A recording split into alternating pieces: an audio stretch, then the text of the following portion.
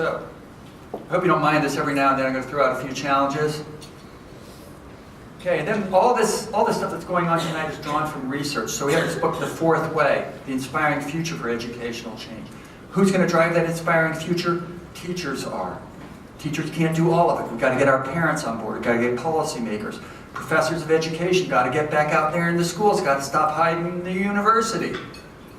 Okay, got in there, work cheek by jowl with classroom teachers. Drawing also on this book, The Mindful Teacher.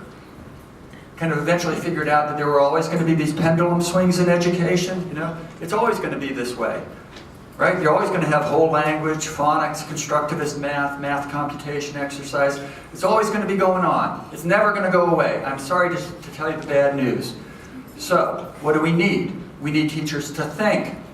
Okay? That's my message tonight, ladies and gentlemen. You can all, leave now. My message is we have to think. Okay? And you've got to be careful because other people are going to want to tell you what to think and how to do that.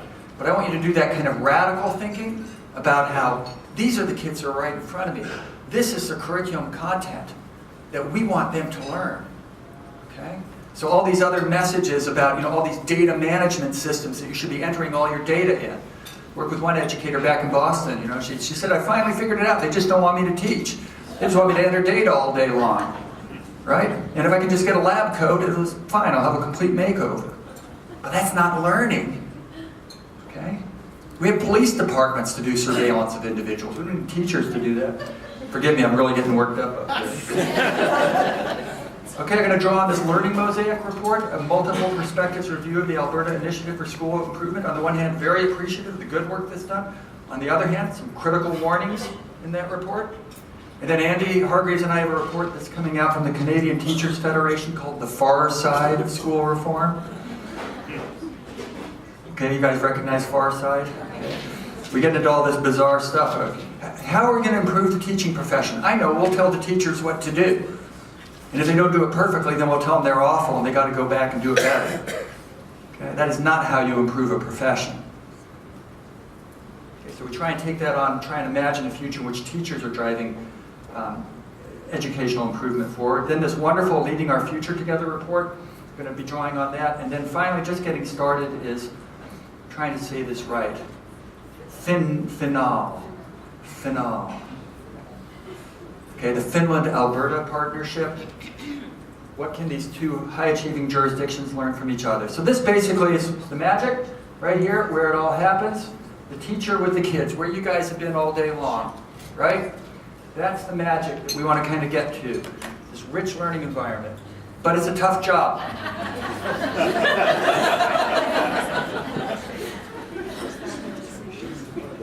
Right? Breaks my heart all the time because I work with student teachers. Man, we use up so many boxes of tissues, I'm going to start buying stock and Kleenex. Because they've got so many ideals and they just want to do so much and they just want the kids to just love them and be so appreciative, and it just doesn't work out that way a lot of times, right? And it's not just demanding intellectually, it's also demanding emotionally. Think about the emotional demand. Some of you who are teachers and you're trying to figure out, this child is so disengaged. I wonder if this child is being abused at home. You don't have any evidence around that, but something's wrong. And then you got to try and figure out, well, how do I report this? How would I do the follow-up on that? What colleagues would I talk to? Can I talk to my principal? And then sometimes I've worked with teachers and they get the child does go into Child Protective Services and they do worse because they're being knocked around from foster home to foster home, right? So this is what San Juan de la Cruz called the dark night of the soul of educators. And that's part of the job, isn't it?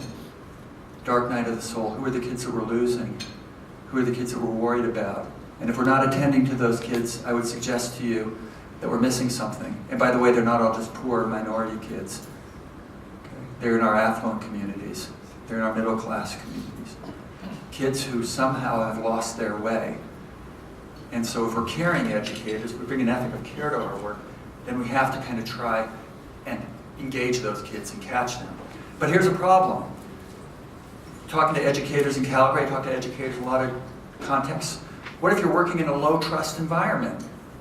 What if you're working in an environment where You're afraid to say, geez, my kids really just they aren't getting the 5-paragraph essay. They're not figuring out this optics exercise. All these algorithms, I'm losing them. Now, if you don't have a culture in your school where you can go to your colleagues and ask your questions, then you're in a learning impoverished environment, right? And so Charles Payne did this excellent research in Chicago. So much reform, so little change. You gotta love it. So much reform, so little change.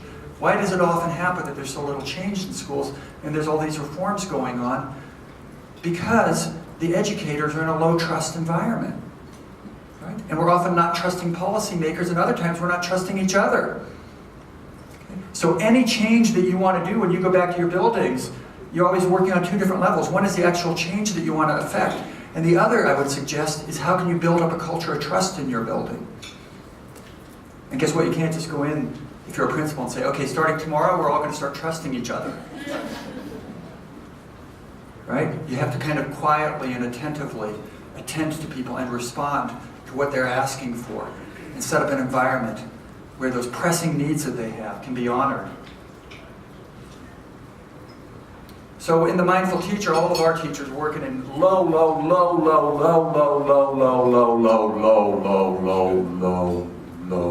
trust environments. Really low trust. The kind of thing when you go to a meeting and somebody actually wants to talk about what's really going on, and they're kind of start looking over their shoulders, like, is anybody there? You know what I'm talking about? Like you're walking out to the parking lot with a teacher and you're sharing how you're really feeling, but you're kind of like looking around. It's like, the French Resistance dealing with the Gestapo, except that we're actually talking about a public education system, which should be democratic and pluralistic and open to inquiry. So these are 2 of the teachers from the Mindful Teacher Seminar. An older teacher, African American, coaching a younger teacher, a white male. Okay, she's been in that system for 40 years. She said, give me the toughest school. I want to teach in the toughest school, in the most challenging community. And she's still there decades later, right? And she's coaching that young man on what he needs to know to be effective in the classroom. And he's coaching her on what she needs to know to understand younger people today, right?